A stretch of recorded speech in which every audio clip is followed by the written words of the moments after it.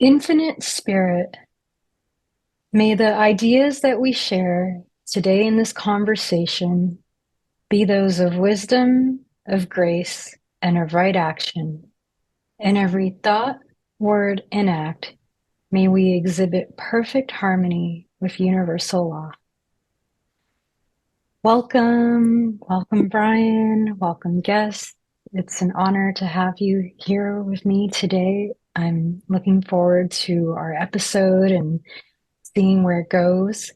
And today's special guest is my friend Brian, who I met along the 2020 campaign trail.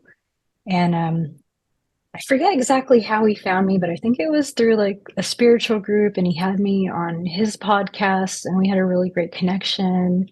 And we kept in touch since then. And it just turns out we have a lot in common. And so I really appreciate Brian, and I always feel good when I think about Brian. And I thought, it'd be really great to get to know him better and introduce him to more of the world because he seems to be doing lots of things all the time, and he's really focused on lifting people up, bringing people together. And I really appreciate that. I believe the world can't get enough of that. So thank you, Brian, for joining me and for all the work that you're doing. I'm wondering, like, if you could share a little bit about yourself, like what you're up to and doing in the world and how you got there, if you're open to it.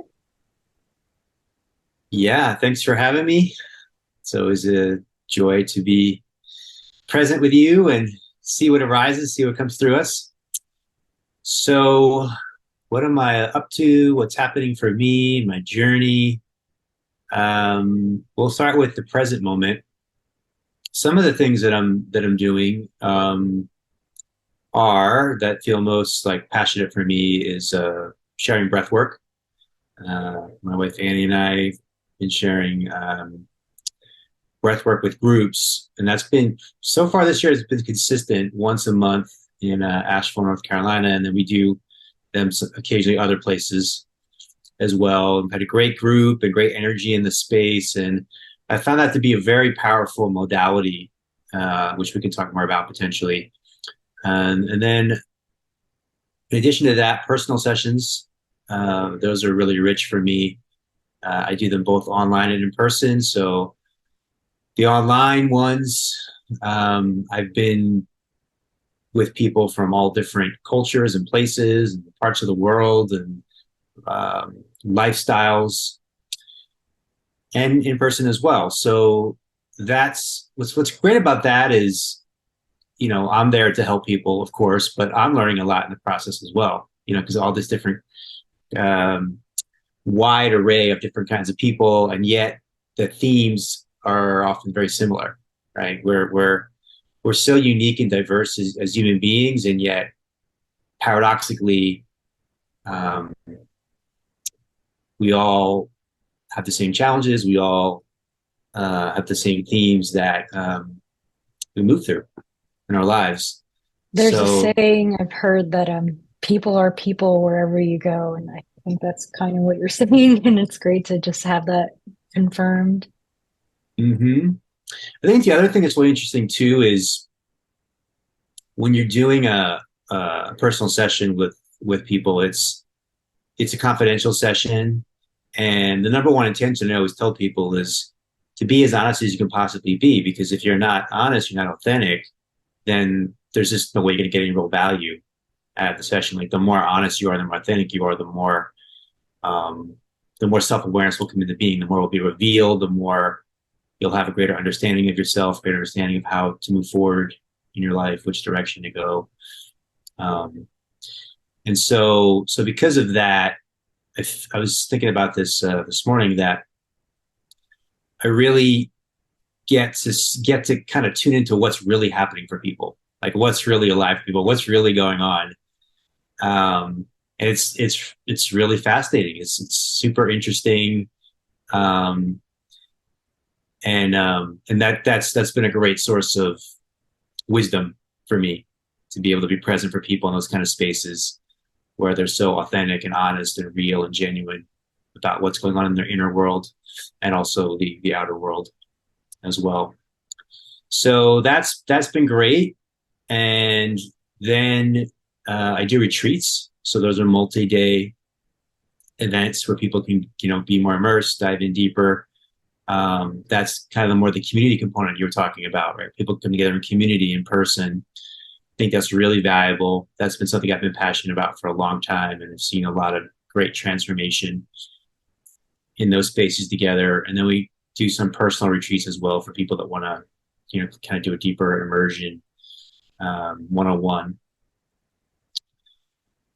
Those are a few things. And then I'm still sharing online, little videos or audio messages, things that are come through, insights, different ways of looking at things, different ways to make upgrades in our lives. So just using the online and in-person realms to, as you said in your intro, to just make a positive difference in the world. The things that I've opened up to, the things that I've awakened to, that have benefited me and made lasting transformation in my life, to be able to support others, to do so, and to live aligned and on purpose. It's a real blessing and a gift to be able to do that. And that's really one of my highest intentions for people, is to be able to, one of the sayings is like, instead of surviving, to be thriving, instead of focusing on just survival, to focus on thrival, and to really, like, we're all here to share something unique. We're all here to share a unique gift. We're all here to share a unique purpose. We're all here to share a unique vantage point, a unique way of seeing the world that no one else has that vantage point. And so to step into that place and to live from that place and to express ourselves fully from that place, and to be supported by the universe, by God, by spirit, and by humanity in doing so. I think that's the highest vision. Thank you for that. I also think you've published some books too, right? And that's another That way is you've true. expressed your gifts. That is true. Yeah, writing is something. It's funny because I'm not doing it consistently these days, which sometimes I think about, making that more of a priority. So I do think it's one of my gifts. And I have published two books. First, called The Big Glow, Insight, Inspiration, Peace, and Passion is the subtitle. And the second is The Wow of the Now, Awakening to the Big Glow Within. In that first book, The Big Glow, there was a piece in there originally called Love is the New Religion, which went viral and people were shifting the title. So a lot of people know it as The Spiritual Conspiracy. But it was a piece that moved a lot of people. And it's funny because it kind of recirculates at different times. So people have been contacting me. There's a way of people contacting me recently that have seen this piece of writing and want to connect or want to know who wrote it. So that's one of the things I would say I'm known for, is that piece of writing as well. It's kind of funny that you mentioned like a spiritual conspiracy, but I was thinking, well, any press is good press. People are talking Spiritual about you. conspiracy is it's a play on words. So conspiracy actually the direct meaning of the word is to breathe together. Conspire is to breathe together. So you kind of take these words that get a negative connotation and you spin them. So it's like, yeah, this kind of universal movement that has organizing intelligence that's guiding it, and people are moving together in this movement to awaken the world. Hmm. I appreciate learning that, and it seems like it ties into the breath work that you're doing. Mm-hmm. It's funny that you bring up like what conspiracy means, because I think there's a lot of words like that in our language Mm-hmm. that people think it just has one like connotation Yeah, when it can have like the opposite, like awful. That can be fantastic, in a positive way or a negative. yeah, that's interesting. That was Yeah, one I hadn't thought of. Thank you for that. yeah, but yeah. Awful, awesome. Yeah, awesome, but awful would actually, you think that it would be greater than awesome, because awesome is like some, Yeah, awful is like full. yeah. I love our language and just kind of paying attention to how people use it or misuse it. And it, like, so that's neat to learn. I didn't know that about conspiracy. And I'm curious actually, about your breathwork practices and what's that like? Because I've recently gotten back into something called network spinal analysis. I don't know if Hmm. you're familiar with it. It's a form of chiropractic care, Yeah, I but am familiar with it. Yeah. oh, cool. Yeah. For people who might not know, it's really neat. It's something I was into like over a decade ago, and I realized like I missed it, but it's really a focus of on breath work because you're just like moving breath around your body and finding peace in your body and Mm, finding safety in your body. Like they're not, the chiropractor doesn't adjust you. You know, all they do is like touch certain parts of you and they'll have you say certain phrases to release energy in your body. And it's so mm, amazing. So like hearing that you're doing breath work, which I kind of knew you were doing, but I yeah. forgot, like that's exciting because I find that that's so important. Like that's what gives us life, energy, Yeah. peace, and so many of us aren't really breathing like Mm-mm. fully or consciously, and so Yeah. we're suffering. We're not really, like you Yeah. said, we're not thriving, we're surviving. Hmm. Yeah. The starting point to understand is very simple, which is when you're not breathing, you're in a state of anxiety and stress, or we could maybe say distress. Um, and so you're like literally like lost in your head. You're not breathing down into the heart, into the gut, into all the parts of your body. And when you start to breathe slow, deep breaths, you relax and your body opens and you become more um, relaxed and present in the moment and available to respond creatively to the moment. And so that just that basic understanding starts to open up all these deeper levels. And it's interesting hearing you talk about network chiropractic, which I like that refresher. I actually something I was doing many years ago when I had a serious illness. I was going multiple times a week to a network chiropractor. But actually, my work has evolved in that direction, where it's sort of like more intuitive, more organic, more just kind of yeah, responding. It's in other words, it's not a structured thing. It's more and more just responding to the moment.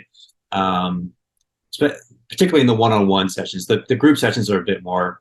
There's a bit more of a structure, but there's still some spontaneity. But in the one-on-one sessions, yeah, like it's very much like that. Like noticing where someone needs to breathe into, helping them to breathe into there, maybe touching a certain area that opens up the awareness, the attention in that area, and then the physical self is absolutely connected to the emotional self, which is connected to the psychological stories we're telling about ourselves, which is all connected to the root, which to me is the spiritual essence of who we really are. And so, we're really working on all of those levels with the spiritual actually the foundational, most essential element of all. Yeah, it's I find that it's really great for people that have experienced trauma in their life because I'm also reading a book about it every night, and I'll do the exercises in the book so I feel around and breathe into certain areas to feel like where is there movement, where is there not, because I'm super committed to just being as healthy as possible. Um, it's but yeah, it's powerful, and part of the reason I went back to it is that I wanted to be more creative. Like I remembered when I went through it, about a decade ago, I every time, almost every time after each like entrainment, the sessions are called, I would just sit in the lobby and write. Words would just come out of me without any thought, and I missed being connected to that part of myself. I'm like, there's still so much more inside that I want to share. And so I'm sharing this because like I think it's important for people to be aware, like breath work, whatever way you get to it. I believe it's really helpful for us. When you're in a trauma state, you're not creative. You can't be creative in a trauma state. And there's the collective conditioning, right? There's the human condition, and the human condition is in a trauma state. It's, it goes across all of humanity, and we're capable of transcending it. And I think there are people that have transcended it. to varying degrees, but it's a part of the collective consciousness. And so yes, breath is working with the breath is a really key way to become aware of the trauma patterns inside us, and to um, the way I've been explaining it is since we're on video, I can kind of sheep it. So this is kind of like not just like the highest level of anxiety and stress and worry, and you start to kind of like relax beneath it. But to do that, you generally kind of like, it's as people start to there's a kind of like a wall that gets hit, where it's like basically the mind creates the story that if I relax, I'm going to get hurt, so I can't relax. I need to keep my guard up. Um, like I said, some people this is like very intense, very extreme. Some people it's subtle, and I would say even if you think of yourself kind of in an urban environment, the kind of like the energy in the field is guarded. It's generally not a place where you're just relaxed and open and free. And uh, um, so my point is, socially, the culture itself is has a certain kind of level of anxiety that's kind of considered normal, and it's sort of abnormal to be in a deep level of relaxation or peace or ease. And so you kind of have to kind of hit that wall, and then kind of just through practice and focus and intention and accessing that level beneath it, that becomes your new set point. And you enter this deeper level of relaxation and peace and ease and grace. And then once you access this place, the way I think of it is you're a clear, open channel. You're available to the moment. So you're not working from trauma now. You're kind of like there's a sense of almost like being clear. Like a metaphor that's been used historically as sort of like a clear mountain lake. Like it reflects the image of you. It's not, there's no distortion in it. And so you're just available to the moment. And the more that we're available to the moment, then the more the creativity flows through us as a clear, open channel.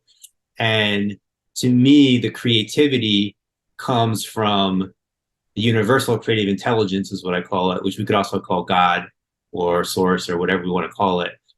But we become a channel for that to move through us. And that intelligence knows what is the highest and best for ourselves and for all beings that we interact with in each moment, much better than we can know by trying to think about it with our little brains.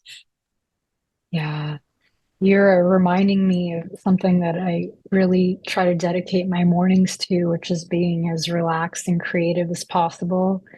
Like, I'll find myself when I'm first waking up, like thinking about all these things. And I'm like, no, no, no, don't do that. Just be here right now. You'll get to that later, and then before I like interact with the world, I color, I write, I read Mm-hmm. things that inspire me. I'm like, I really want to just soak up, this most Yeah. relaxed, positive state. I don't even look at my computer or phone, Mm-hmm. um, because I don't want to be influenced by anything out there. I really want to tap into that.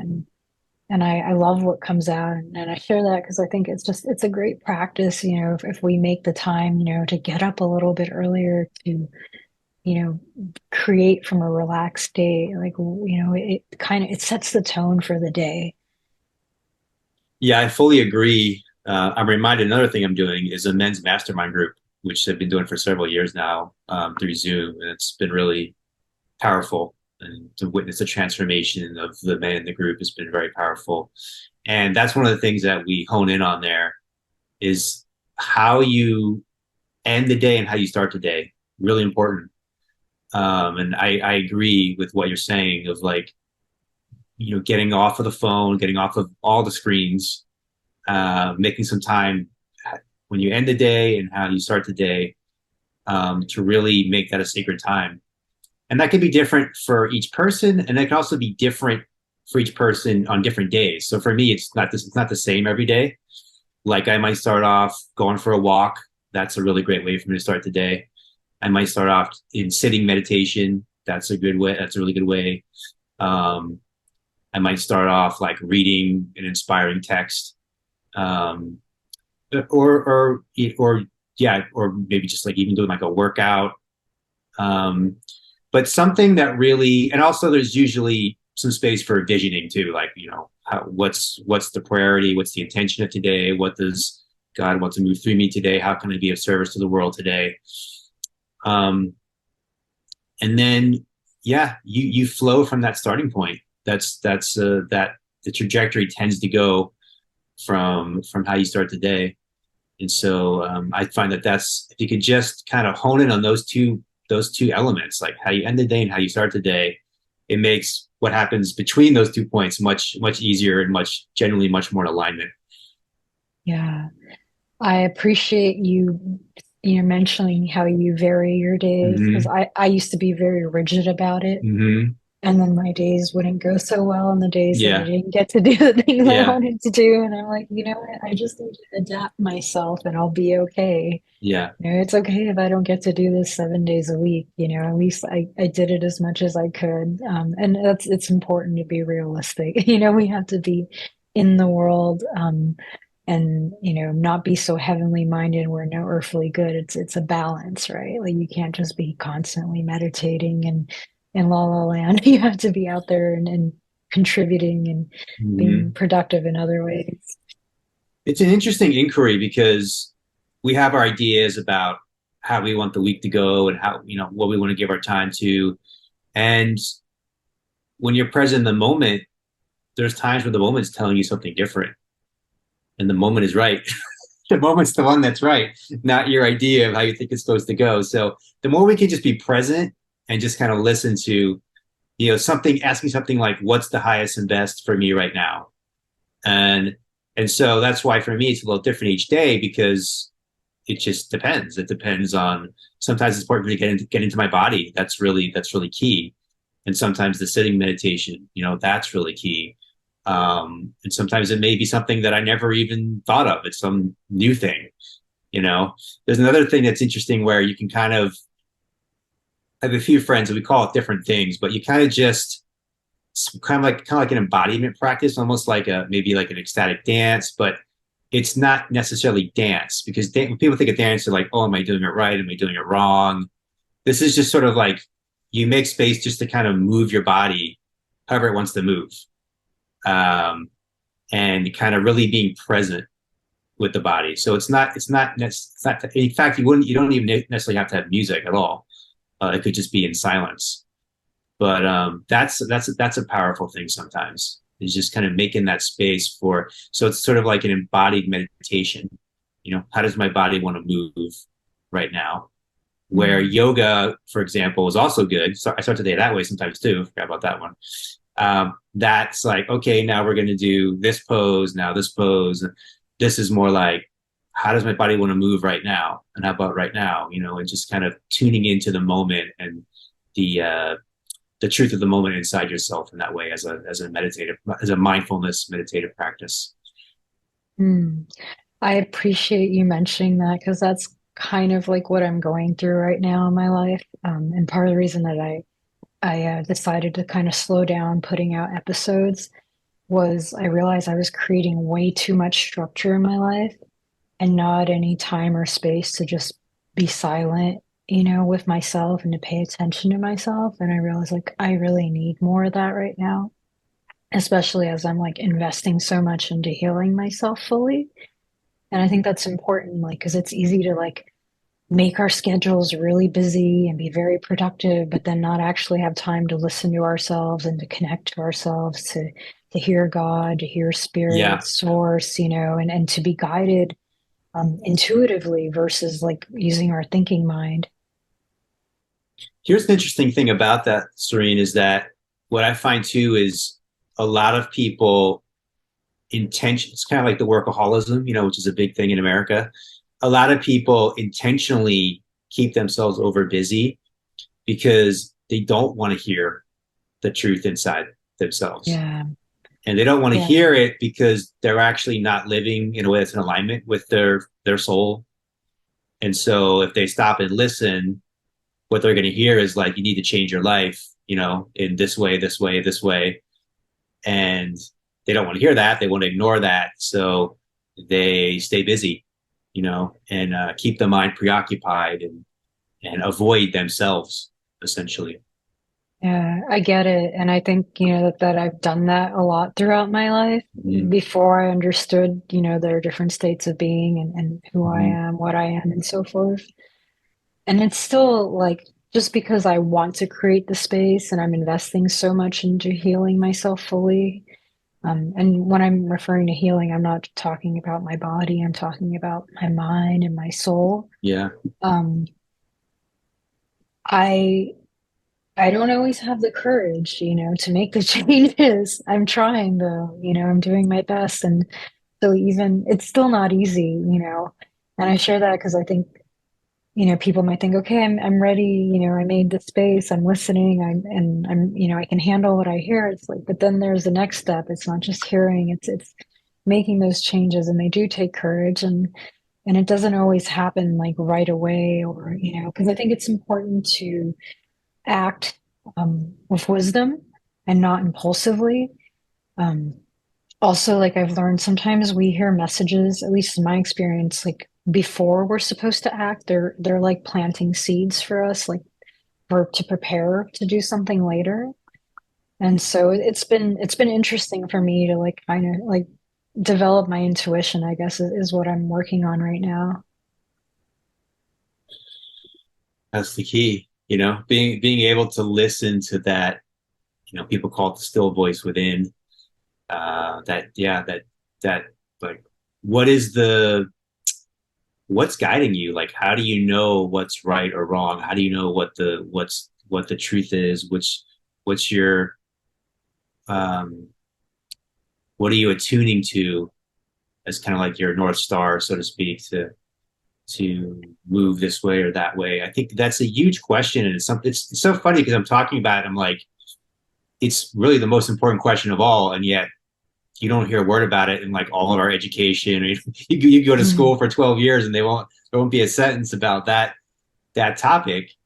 But I'll just say that the only way to even start to begin to answer that question is to spend a good amount of time in silence and really listen, and listen for that truth inside yourself, and listen for that guidance, and learn to be able to hear that and trust that. And part of it's trial and error too. You may think you heard something and okay, that's not the right voice. Um, but yeah. if we can get quiet, we can get still inside, and we can create silence and spaciousness inside. Then that's when we can hear the truth. God's will, if you want to call it that, that is not distorted by our own fears and doubts and worries, and um, is the real clear uh, voice inside ourselves. Hmm. I'd like to offer you my theory on that question about, like what's guiding me? Like, Mm-hmm. how do I know right from Yeah, wrong for me? yeah, Right. And so this is like individual for everyone, sure. because what's right for me could be wrong for you, and vice versa. Like, because we are all different, we're different aspects of the same thing, different degrees, Mm-hmm. however you want to look at it. Um, and the greatest indication for me has been like, does this thought, word, feeling, act create health or disease? Mm-hmm. And it can, physical, mental, or spiritual health, Yeah. disease. And it's really like a clear indication for me that this is right for me or this is wrong for me. But there's a little bit more to it that I haven't really talked about before. So I hope it comes out okay. Like, sometimes we reason incorrectly because of our conditioning. So Mm-hmm. we might be in a circumstance that makes us feel really dis-ease, but it's not because it's really bad for us or wrong for Mm-hmm. us. It's because of our conditioning. And if we reason through it, taking emotion out of the equation, we can change how that influences us so we can go from experiencing disease to experiencing health. And so that's something that I've been thinking about a lot lately because I realize like there's certain things that make me feel uncomfortable, but then when I reason on it, like there's no reason for this to make me feel uncomfortable. This just has to do with my conditioning, how I was brought up and what I was Yeah. taught to believe, but that was logically flawed. But I find that that really helps me is just looking at like my overall state of being. Like, okay, like when there is total perfect health, like in my body, mind, and soul, that I am doing everything, right. But if there's not, that means something is amiss, and I need to look at that and be honest with myself about it. I don't know, does that resonate with you at all, or have you thought It's a about that? huge question, and there's a lot, yeah, like, I mean, I think what you're saying is really interesting. It's a huge question. There's a lot of different components to it. Um, so, so one component that came through while you're talking is, which is very important, is being able to ask the right questions. And that's really so much of what coaching is. When I do coaching sessions with people, it's like being able to ask the right question where they're like, oh, I never asked that question before. Since you asked, now I see the answer. You're illuminating something that wouldn't have been illuminated without asking the question. So that question is a great question. Like, does this bring me health or does this bring me disease? Right. So I think that if you don't ask the question, you won't know the answer. So, so being able to ask that question and ask it continually, right, as often as possible. So I think being in the question kind of brings you into the moment, brings you into the present. So the question is like, I ask a question, now I have to pay attention for, well, what's the answer? So I think that's one key thing is like asking the right questions and kind of living in the question. But then to kind of go back to what I was saying earlier, people can also ask the question, but if they're all kind of frazzled and they're all sort of in an anxious state, they won't get a clear answer to the question. Maybe they won't get any answer. Maybe they'll even get the wrong answer. So like I think being able to like ask the question and then as best you can learn to quiet the mind and come into a silent space inside yourself where a clear answer can come through. And there's different ways to go into that to kind of guide oneself into that. We can talk about. And then this other thing, there's a third thing, which I think is really fascinating, which is the emotional realm. So some people are probably familiar with Abraham Hicks teachings. They talk about the emotional guidance system and, listen to your emotions. And that's true. And it's not always true because it becomes an interesting thing where sometimes, for example, I'm doing something that's not healthy for me, but I've been doing it for so long that that's my comfort zone. So that makes me feel safe. That makes me feel comfortable. And if you want me to do something outside of that, that's actually of the highest health for me, that makes me feel uncomfortable. That's scary to me. So that's an example where actually moving into the discomfort, which isn't going to feel good, is actually what's healthy for me. So it becomes really interesting where it's not a simple it's just this is the way it works. It's you got to look at every situation, every case is different, which comes back to being present in the moment and really be able to discern that in the moment. Mhm. It's funny that you bring up Abraham Hicks because I literally started rereading an Abraham Hicks book Uh-huh. in bed this morning. Uh-huh. I was like, I need to reread this. I'm ready for it now. Mm. Um, Also, something else you mentioned, I started doing muscle testing this Mm-hmm. year, and it's true, like the space that you're coming from does make a difference in what you're going to hear, right? What you're going to find out. And back to breath work, doing that is a great way to, Yeah. neutralize yourself so you're not biased and so that you do get so Mm. you do hear things clearly, but also like you mentioned like I'm it's really about looking at the big picture, right? Like something might feel good right now because you're just so used to it, but it's not really good for you. So yeah, it's not a simple answer every single time, and it is important to recognize that how our patterns can cloud our vision, I guess, for lack Mm-hmm. of a better expression. Yeah. Mm-hmm. But I really appreciate talking to you about this, by the way, because I haven't really before, and it's nice to get another person's perspective on it and to recognize, like, I mean, I think that we're pretty much we're kind of in agreement, so it's nice to know, like, hey, I'm not alone. That's how we feel a lot together when we talk to each other. Yeah, Yeah, yeah, it's yeah, this is important. Are you familiar with Dr. David Hawkins? I am. Yeah. Yeah, he does the muscle testing. Okay, I didn't know. Yeah, I forget. Like I have one of his books, but I it's been probably a decade since I read it, so I don't remember now. But I'm like, I know I Mhm. have a book by him. Um, yeah, and part of the reason I got into muscle testing is again to like learn to develop my intuition because Yeah. that's something that's special for human beings. Mhm. Animals don't have intuition; they have instinct. You know, And they artificial yeah, intelligence doesn't have intuition. no. That's It just important. looks at patterns. Yeah, no, it's Yeah. true. It looks at patterns, and the thing is, sometimes like we can change the pattern. You know, I'm all Yeah. about changing patterns. Yeah. Um, I gotta tell you, like, I'm hearing all this rave about the GPT, and I haven't been impressed, like, from what I've interacted with it. It's just like what you just said. It kind of just like you'll input a small text and then it just outputs a much larger text that's an extension of the text that you put in, you know. But there's no, what I notice is there's no creativity, there's no intuition that's there.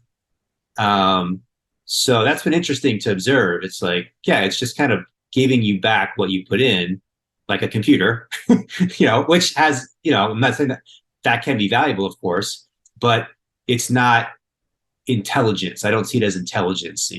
That's maybe yeah. something will go that direction, but that's not what I'm seeing. I appreciate you saying that because I haven't really talked to anybody about that. And I do see like it's a tool. I Mm-hmm. tried it out for a little bit. I'm like, okay, this can be helpful and save me time of certain things, but it's not original. Yeah, And and also like the way that you ask questions matter, kind of yeah, similar to and asking spirit. there's always the bias of the programmers as well. It's Mhm. not an objective, you know, program. Yeah. I asked metaphysical questions, and I had to like really kind of push it in certain directions to give Mm. me the answers I wanted because like the cookie cutter answers would come Yeah, out like, and it's yeah, like, well, no, what about this? Do you know yeah, about this and that? Like, okay, but it wasn't like what came out first. So it's yeah. interesting how, like you said, it's biased, and we know that. I mean, I think it's Mm. publicly known, but it's interesting how it doesn't go into like sharing everything it knows or deeper understanding, or it's not understanding, it's knowledge. Or I mean, I don't know enough about AI. Information and data. Yeah. Like if you want, like if it's like, who was the author of this book? I can't remember. Then that kind of stuff the internet is good for. But wisdom, that doesn't come from a computer. No, and I mean, I don't think this is possible, so I think this is in line with what you're saying. Like I don't think new ideas can come from it, right? Like new ideas can only come from us like tapping into the etheric plane of, and it's not going to come from a computer, something original. Yeah, I agree. Yeah. So I'm not, I know there's some people that are like concerned about AI taking over, but it's like you can't replace intuition, you can't replace Yeah, creativity or wisdom. Like yeah, that is still something that is a part of human beings and always will be. And I think it actually perhaps those are faculties that we should focus on developing more since we do have technology that can do other things for us now. It's like people that might be concerned about job security. Well, there you go. Develop your intuition, wisdom, and creativity. yeah. So far, I haven't been impressed with the whole AI realm, and the contrast has made me more impressed with um, the organic human, the organic human, biological human, and there is it kind of for me it's more of a like a confirmation that there is something divine, that moves through us, that created us, and that continues to create us, moment by moment, and that we're connected to. Um, so it's been like a confirmation in that way.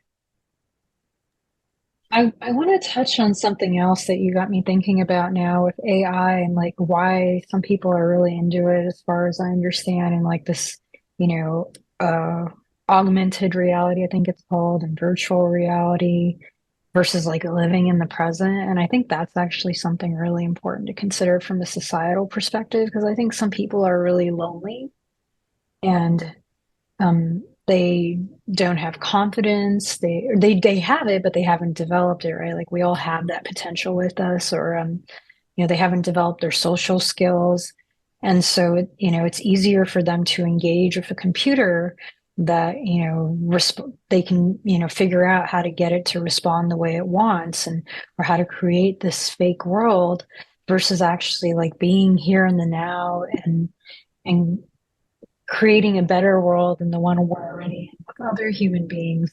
There's I do see it as like a threat to human connection. But it's not a replacement because you can't replace like human connection. It's not the same thing. And so it makes me a little sad for people that are going down that route, that might be getting sucked into it, and not really developing themselves to be more fulfilled in the here and now in the real world with other human beings. Yeah.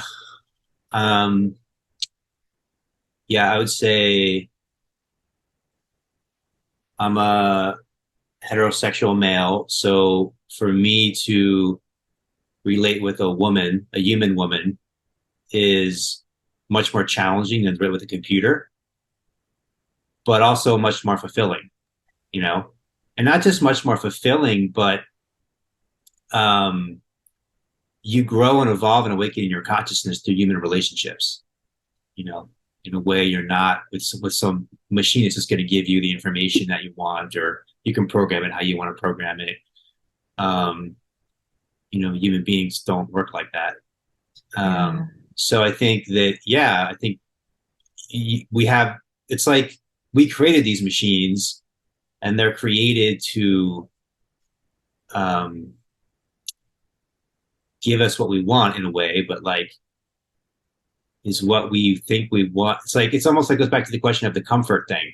It's like we kind of go for comfort right away. Like, give me the simple, quick, like the simple, quick thing that's gratifying in the moment that brings comfort instead of the thing that's more challenging and more difficult, but uh, will evolve and awaken me in my consciousness that allow me to learn and grow spiritually, to develop into a more fully actualized human being, which is human Yeah. relationships.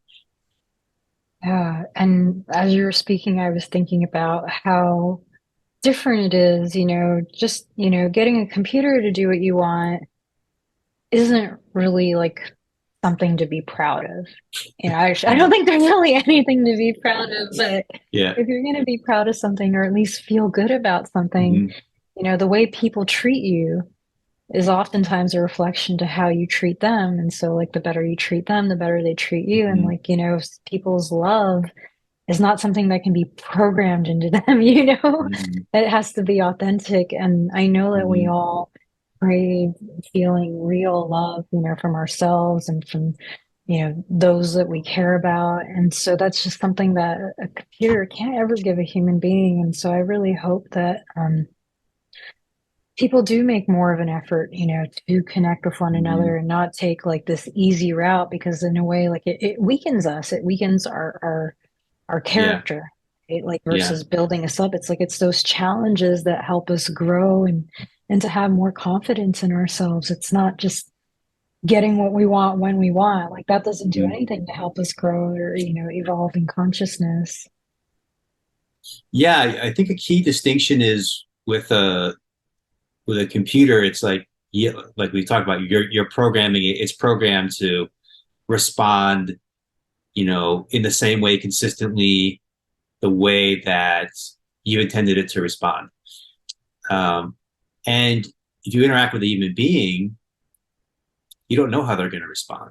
So there's a real level of vulnerability there of like, you don't know what they're going to feel, what they're going to say, what they're going to do. Um, but that vulnerability has the potential to create this real genuine sense of intimacy, and aliveness, and the other things talked about too, creativity, that you're not going to get from a machine. I mean, it's actually crazy we have to even like explain this, but it is a real thing right now. Yeah. It's a very real thing, and it's just going to become more of a real thing, There's as these machines evolve. yeah, well, there's a lot of money behind them. There's a lot of people that are just concerned with the bottom line. Um, the thing about vulnerability is I have an interesting, I guess, story. Like, I don't know why I am this way, but I've always tended to allow myself to be vulnerable around others. And I've noticed that by being the first one to be vulnerable, that it invites others to be as vulnerable. And I use the word vulnerable kind of loosely because, you know, I'm in the place in my life where like I don't take things personally. There's nothing you can say or do that I will be offended by. Because I know it has nothing to do with me, and that I can't control you or anyone else. I might trigger you, and so I would, learn from that if I get some kind of reaction from you that I didn't really desire. And I think that may have provoked it, but at the same time, like I recognize like I can't go around like expecting people to, I don't know, for lack of a better word, just care about me, if that makes sense. Like I have to just be comfortable being me, and whoever is going to honor and respect me the way that I want to is for me, and who isn't. But it doesn't mean that I get like attached or hung up on the people who don't respond the way that I want them to respond. It sounds like a very healthy way of relating with human beings. So congratulations on that. Um, yeah, I like this distinction of codependent, which is an unhealthy form of relationship. Then there's independent, which means you have no relationships. And then there's interdependent, which I think is what you're pointing at, where you're whole within yourself first, and then from that place of wholeness in yourself, kind of like my whole self relates to your whole self, and now we have a healthy dynamic that's happening. That's the place that we want to be operating from. So then, when you realize that and recognize that, then it's always, well, self love is the foundational component to um, a healthy, loving relationship with another, and always coming back to that and coming back to that, and making space for that and making time for that too. Um, so self love, I think, is something that you learn to love yourself primarily by realizing who you really are and recognizing who you really are as a spiritual being. But then there's actual making time for self care, making time to tend to yourself, that you can show up for others in the fullness of yourself, each day, each week. So I think both of those things together are what create that sense of self love that emanates out into relating with others. Thank you. I appreciate those distinctions. And yeah, I believe interdependency is the best for all of us. So Brian, I'm really curious, like, what drives you, like what led you onto this path, right? Doing Mm-hmm. all these things, being of service Yeah, to life. Like what was it in your life that made you realize like this is what I'm supposed to do, this is what fulfills me? I think my trajectory is the same as kind of the universal trajectory for the way I see it, generally speaking. So first, it was just my own suffering, and wanting to transcend that, wanting to figure out how to move beyond it, how to, so that was really, that's a major drive, when you're suffering. And I think there's a point where you realize that there might be a way out, there might be a way, and it comes from within. It's your responsibility. So that's a big shift too, because a lot of people spend a lot of time doing the opposite of what you said, which is, you're talking about not taking things personally. A lot of people do take things personally, and they're blaming other people and projecting for all of their problems. And we could argue about whether it is somebody else's fault or not somebody else's fault. It doesn't really matter. The point is, the only way to kind of get out of the situation you're in is um, from taking responsibility within yourself and being the change you want to see, as Gandhi originally said. So so so suffering, and then realizing that if I took full responsibility, I could maybe find a way out of it. That was a huge um, source of purpose and inspiration. And then as I'm discovering the answer to the questions for myself, I'm realizing, well, these are universal truths that can apply to everyone. So I'm helping other people by realizing these things for myself along the way. And then I think there's a point where it shifts, where it's not about just how do I end my own suffering. It's not about you personally as much at all anymore. You kind of the sense of you expands out, and you recognize yourself as part. It's hard to even put in words, but you recognize yourself as not separate from the collective, not separate from the universe. And so then from that place, the purpose is to be of highest benefit to the whole, to the collective, and that creates this real powerful um, drive. But it's very interesting because it's different than the egoic drive. Um, so the egoic drive is very strong, also can be very strong, but the egoic drive is like, you know, I want people to recognize me. I want them to see that I'm better than they are. I want them to see that it's really coming from a kind of ultimately from a lack of self-love, right? We were talking about earlier.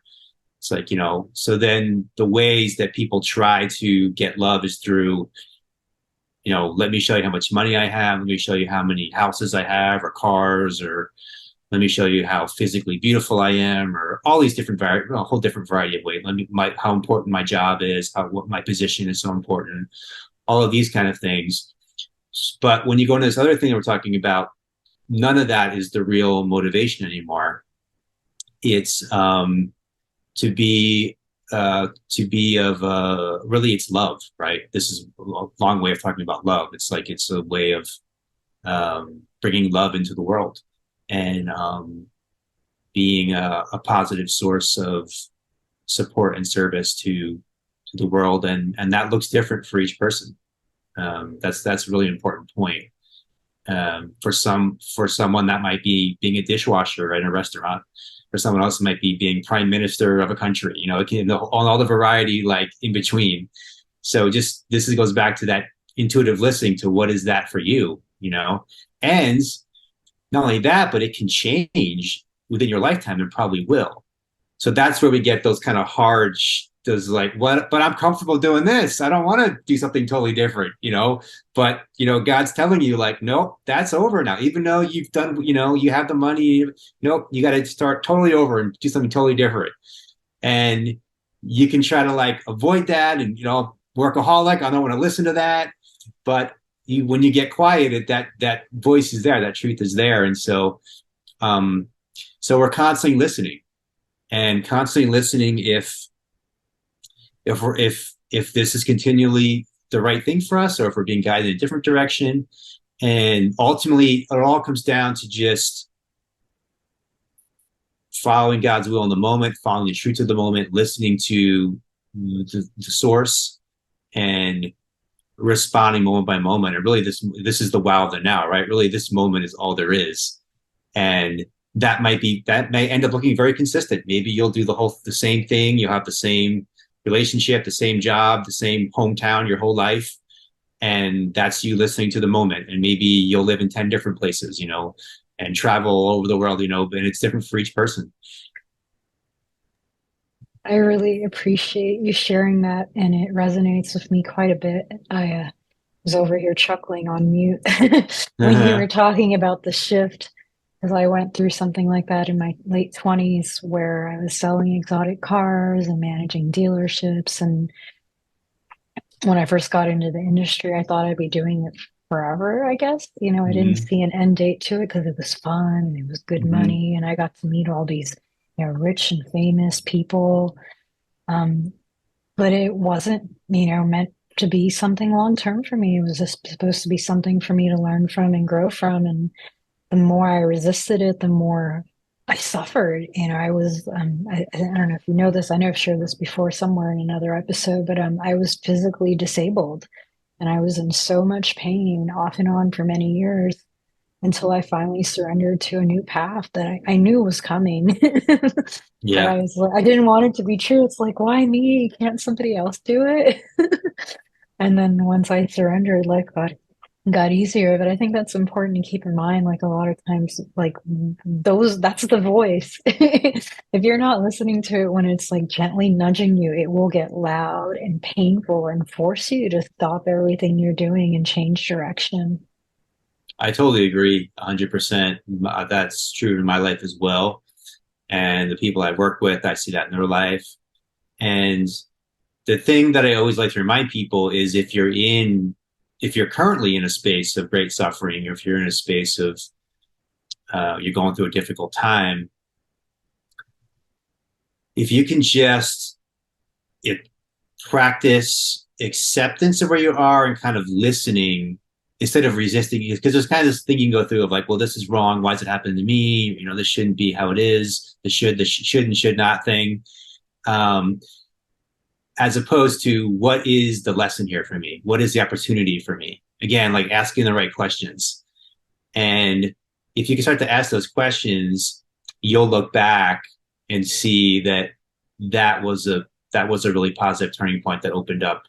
This was a really positive turning point that opened up a new chapter for you that wouldn't have happened if you didn't have that adversity to face to try to slow you down and look at um, your life and look at it's really like we have these, especially if you're on the spiritual path and on the spiritual journey, you know, we have these chapters of death and rebirth in our life.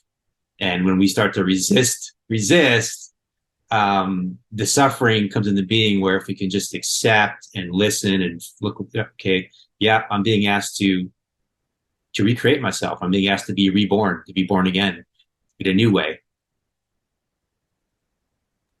Yeah, I had a major identity crisis and it was definitely scary.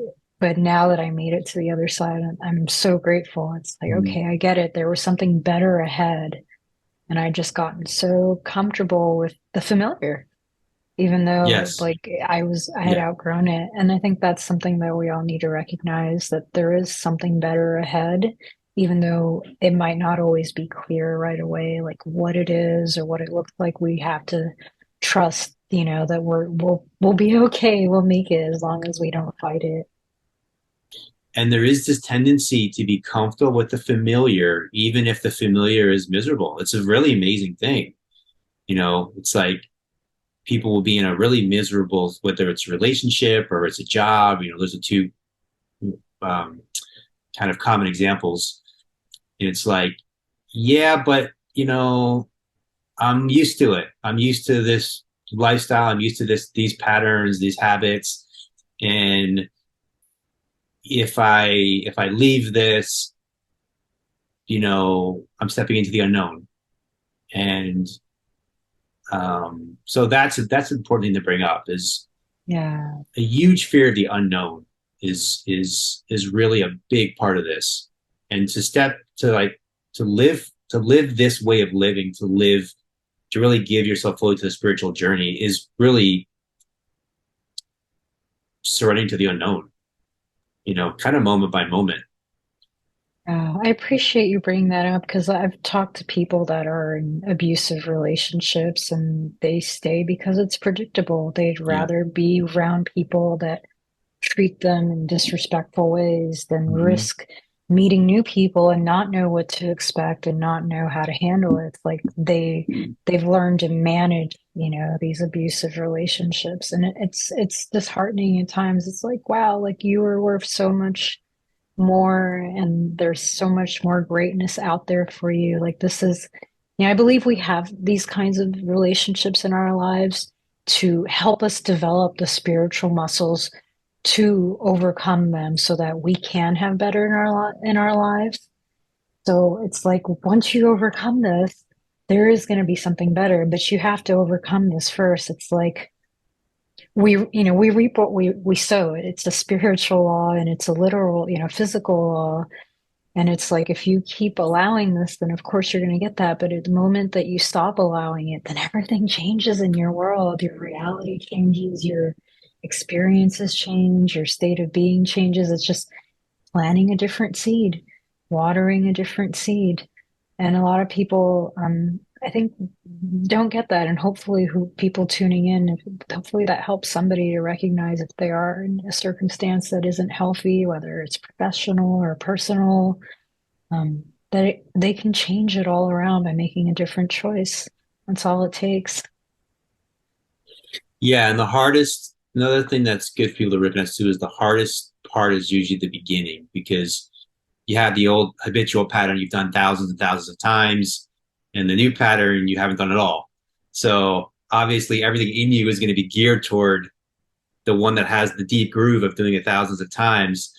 But just keep in mind that like the more you can commit to the new way, and it's common to kind of fall back to the old way here and there.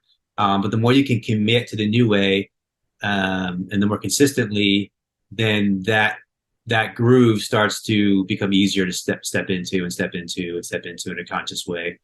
Um, you can see this in all kinds of. We could just give a generic example of like kind of working out. Like if someone hasn't worked out in 5 years, the routine of working out first your body's going to hurt. You're going to be tired. It's not going to feel good because you're not used to it.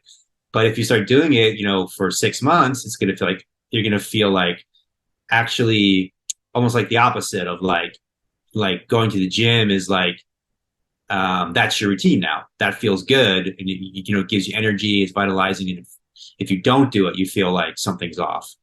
And you can kind of translate that to all these different areas of our lives, and just to keep that in mind, I think is important. The starting, in the beginning part is the hardest part, but just kind of maintaining that focus and consistency, it gets easier. Yeah, I want to say from like a neurological standpoint, the short of it is that brain cells that wire together fire together. And the longer version of that, and I don't know if you know this, but I have like hundreds of hours of training, classroom training and practice in hypnosis. And so I learn like what does it take to create a new program in the mind? Because you can hypnotize yourself just as easily as someone else. I think it's actually better to do it for yourself than let somebody else do it for you. But, we're all programmed and those programs don't go away. And they tend to be like, where we go to when we're not thinking, which is most of the time, especially like if you're in a fight or flight circumstance, right? Or, stressed out, you tend to go into your programming. But the way we change our programming is we create these new brain cells of recognition, these new, neurons to wire together. And it's like you said, it's through repetition that they start to vibrate, more abnormally the next time that you are in a stressful situation. So even though you still have the old programming you don't want to run off of, but because you keep repeating the new one to yourself, then it becomes the default. So I think that's really cool to know that, we can change those connections and break up the ones that we don't want, that don't serve us anymore, and create new ones that do. Hypnosis is such a fascinating topic. Wow. I mean, I think that to me, it's like, it's interesting that you've studied that so much because to me, it feels like it's an air. I feel like that and like kind of like actually sleeping. Those are two areas that to me, it feels like we don't really know that much about.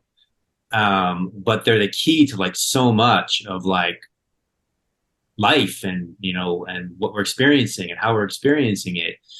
Yeah. And hypnosis is fascinating on so many different levels. But one thing is, I think there's these kind of mass hypnotic things that happen, and they intentionally come through, commercials, for example, news, politicians, all of these things, like, just pop culture, Hollywood, all of these things are like, they're trying to ensnare us in this kind of hypnotic state that we're under their dominion. And if it's a commercial, that we're giving them money, or whatever the different, there's a different intention for each of these things. But so just to kind of understand how these principles work, I think it keeps you from being unconsciously hypnotized by external forces. And then, I like what you're saying about, we can essentially consciously hypnotize ourselves in ways that are for our health and for coming from a place of love and inner peace and freedom and empowerment. So basically, consciously and intentionally programming and conditioning ourselves, as opposed to unconsciously being programmed and conditioned. Yeah. It's basically, even though you can do it to yourself consciously, it is Mm-hmm. bypassing the conscious mind. And that's Mm-hmm. why media is so good at it, because you're not thinking. When Yeah. you're not thinking, your conscious is off, you know? Yeah. And Yeah. the subconscious is where all of our operating concepts come from. And so ideas get in there. And the more we hear the same ideas over and over, the more likely they are to express, in our lives and our environment and so forth. And so, that's why it's important to think on things that we are exposed to versus just accepting them. I mean, something that I kind of struggle with is, when you have an emotional connection to an idea, then it's very likely to lodge into your subconscious mind. And Yeah. so I'm trying to not allow things to affect me emotionally, to remain neutral Yeah. on them unless I've reasoned through them, because Mm-hmm. it could be negative or it could be positive emotion. It doesn't matter. But Yeah. emotion is a factor in, in Yeah. how hypnosis programming happens Yeah. in day-to-day life, because we all are exposed to it. Some people are doing it intentionally, some are just it just happens, it's Mm-hmm. all around us. I mean, it's conditioning, programming, hypnosis, they're all synonymous. It's all the same thing. And so it's just important to be aware, like, what are we getting attached to emotionally? Are we reasoning on it? And again, like I mentioned earlier, like we can reason on something that is negative and change its power over us, but we have to Mm-hmm. go in and consciously do this. Right. Like, Mm-hmm. and that's something I try to do. Like, if something makes me feel uncomfortable, I reason on it so that it doesn't make me feel that way. Because I want to feel good. I want to, be healthy and thriving all the time. Are you familiar with a guy named Darren Brown? I believe that's his name. I've heard of him. I don't know if it's Uh-huh. Darren or Dan, but yeah, I've heard of him. But I don't recall why, and it's been a while. Is he an author? He does Oh, he does those interesting magic shows. Is that the that's guy? him, yeah. Yeah. Yeah, he's fascinating because there are some magicians that I've seen. And it seems like they are like, what's the right word? Try and think of the right word to describe him and people like him, because it seems like they're more than just magicians. Yeah.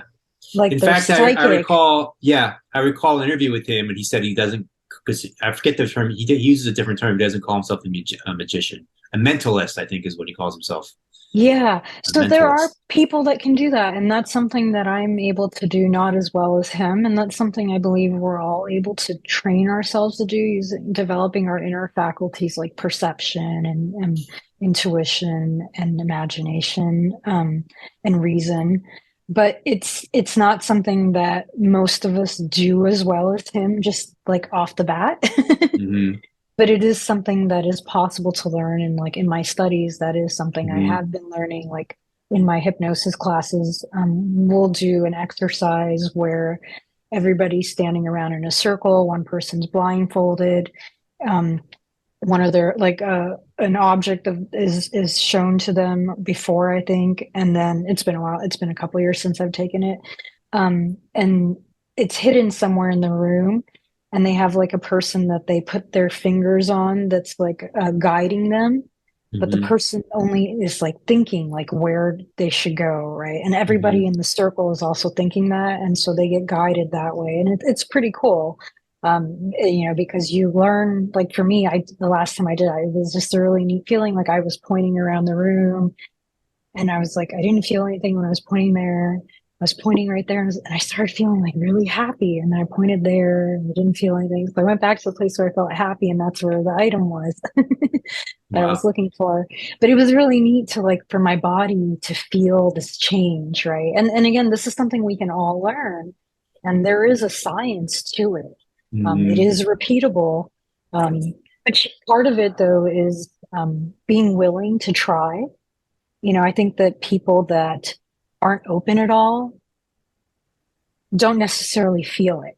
I mean, I think they feel it, but they don't understand what they're feeling. And like whenever the last time I did this, I was really like intentional, like passing where it was, because I wanted to know what it felt like in other spots. Like I wanted to know what it felt like to be off. Mm. I But think yeah, what you it's said, fascinating. what Sorry. you said about I don't think we really touched on the body as a guidepost to truth. That's an important thing to mention. To really yes the mind, and is it rational, is it logical, but the body, I think the body knows truth in a way that um is it's how do I say, like it's beyond this incarnation. Like it's carrying the DNA of like all of human history inside us. And so there's all kinds of stories and history and things in our body that like are beyond our particular memory bank. And so we can just kind of, well, the body's telling me, like you said, the body's telling me here, listen to that.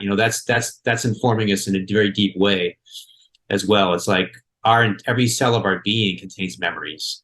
Not Um, just this idea that it's in the brain. It's our whole body contains memories. Well, there's this theory, I think it's by Richard Feynman, because there's some people that think that, there are multiple electrons and that when one Yeah. electron knows something, they all know that. And then Richard Feynman, I think he believed there was just one electron. Mm, But either nice. way, like whether it's just one or many, they all know the same thing. And that's Yeah. this like universal consciousness. Yeah. And yeah, it's the same thing that's in you and me. And I'll take it even further, it's beyond like knowing everything in human history. It's all of history, really, like Yeah. Yeah. from creation, Yeah. to And let's take it what even further present. Yeah. and really blow people's minds. All of history and all of the future is in our DNA. Yeah. Yeah. It's amazing. Yeah. Because, yeah, I mean, I'm not too well spoken on this subject, but I have studied it a lot and eventually I'm sure I'll get better at it. But yeah, I think it's in quantum mechanics where they say like everything is happening simultaneously, so you Yes. just pick and like all these different realities, and so that's why it's possible to know the future. That's exactly my realization. I'm really glad you brought that up. Um, the way I feel the world is that everything in the entire universe, and in fact, there was a movie that came out recently, Everything Everywhere All at Once, something like that was called. It got some Oscar uh, praise. Um, but yeah, there's only now. Time is a construct of the mind. Linear time is a construct of the mind. It's only now, and so when we hone into different lifetimes, we're actually honing into different things that are now, and they're kind of all interconnected. And like it kind of blows your mind at a certain point. But there was a couple of movies that I thought showed it pretty well. Um, what was this one movie? It was made by the folks that made The Matrix, and Tom Hanks was in it, and Halle Berry. Um, I'll think of it later, but it was they kind of show you these different moments all throughout history. And so, but something happens in, let's say, 1950, and it changes what happens in 1980, but it also changes what happens in 1880. It's like this interconnected loop, and everything is changing everything. It's like every single, like this conversation is changing everything that happens in the future and everything that happens in the past as well. But then everything that happens in the past is affecting everything. It's affecting this conversation, but then what happens in the future is also affected. So it's like this interconnected web that we can't even comprehend with our minds, but we know that we're a part of this incredible tapestry, you know. Yeah, it's a lot to consider, like just the nature of Well, reality. we don't have to consider it all day long, but it's just for a moment, it's fun to consider it. Mostly, it's just like being here and just knowing that we're just a part. We're interconnected with this entire like just like gigantic story. Which really it is like a connection of stories, and yeah, we're a part of it, and we're it's changing us, but we're changing it, and it's all actually happening now. Yeah.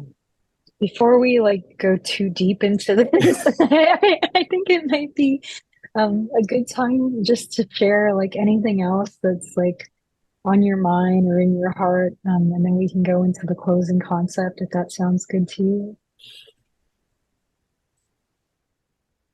The thing that's the most interesting that I've been sharing with my friends, could be a big topic. It's probably not the best thing to bring up at the end, but um, I've had this, and close friends of mine as well, have had this profound connection with Jesus in the past few months, and this direct uh, communication, in a way, direct, like kind of like a transmission that really wants to reveal that the organized, institutionalized, bureaucratic religion known as Christianity is not the true transmission, the true teaching of Jesus.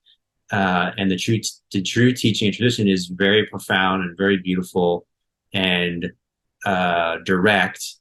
And there's something about the time we're in right now that this wants to come through, and it wants to clarify, and it wants to support. Um, so that's been a pretty amazing thing to like be connected to, and just kind of be inquiring into it and what exactly is happening right now and what did happen. And so that's been really interesting. And I've had some really, really great conversations with some friends about this phenomenon. And we're just very open to, like, there's no blasphemous questions. There's very open, very just kind of, exploring and inquiring into it. But that's something that I felt like I wanted to share with you, because it's something that's been in my consciousness the past few Thank, months. thank you. I really appreciate that, and it resonates with me quite a bit. Um, Thank you, and You're welcome. thank you for being my guest today and for being so candid and spontaneous with me. I really appreciate it. I appreciate you doing this. As someone who's, as you were a guest on my podcast, I know that it's a lot of work, and it's a lot of time, and you do it because I do. For me, I think what you told me before we got on about having these authentic conversations and human conversations, and people talking to each other and asking each other questions, and looking at what's alive, what's true. I think there's the true, the good, and the beautiful. I think that's a saying. So exploring these things together um, is one of the most important things we can do right now. So I'm grateful for you, Sorinne. I'm grateful for you having me on. I'm grateful to be having this conversation with you, and I'm grateful for everyone else who's listening and in their own way participating in this ongoing conversation. Thank you, Brian. I am the place where God shines through, where He and I are one, not two. He wants me where and as I am. I need not fret, nor fear, nor plan. If I will be relaxed and free, He'll carry out His work through me. Thank you.